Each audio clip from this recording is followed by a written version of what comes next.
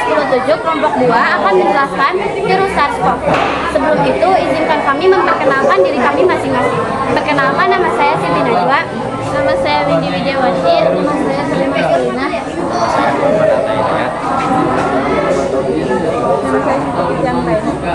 Virus penyebab penyakit SARS adalah SARS-CoV Severe Acute Respiratory Syndrome Associated Coronavirus. Virus ini termasuk dalam keluarga Coronaviridae, genus Bactacorona virus. SARS-CoV berbeda dengan SARS-CoV-2, virus penyebab COVID-19 yang muncul pada akhir tahun 2019. Wabah SARS pertama kali terdeteksi di Guangdong, Tiongkok, Cina. Tahun kemunculan awal yaitu akhir tahun 2002. Kasus pertama dilaporkan pada November 2002.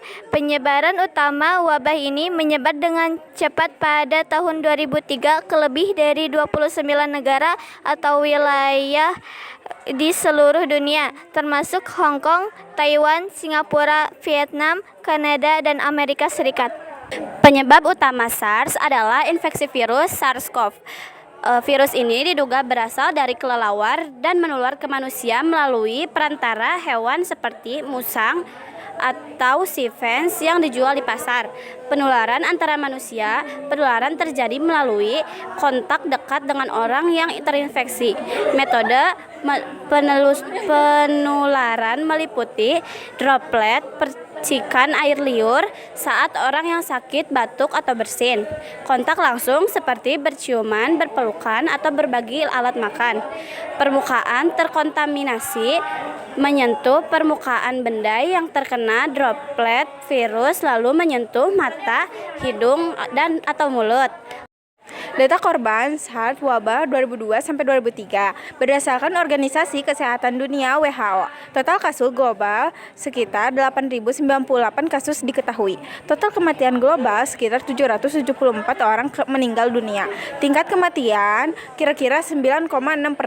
Kelompok berisiko tinggi orang dewasa yang lebih tua, terutama di atas 60 tahun, dan orang dengan kondisi kesehatan kronis misalnya penyakit jantung atau diabetes memiliki risiko lebih tinggi mengalami gejala parah dan kematian.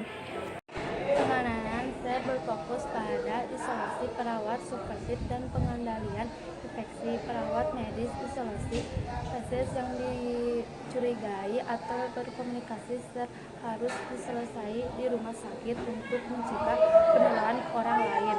Perawatan supervisif tidak ada pengobatan efektif seperti untuk SARS-CoV yang terbukti efektif. Pengendalian berfokus pada medis gejala menggunakan obat pereda dalam dan nyeri. Antivirus dan kortikosteroid kadang-kadang digunakan, tetapi aktivitasnya bervariasi dan perlu pengawasan dokter. Pencegahan adalah kunci untuk mengendalikan wabah. Kebersihan dari mencuci tangan secara teratur dengan sabun dan air, alat pelindung dari APD, petugas kesehatan yang merawat pasien SARS wajib menggunakan APD lengkap, masker khusus, sarung tangan, gaun pelindung mata untuk menghindari penularan.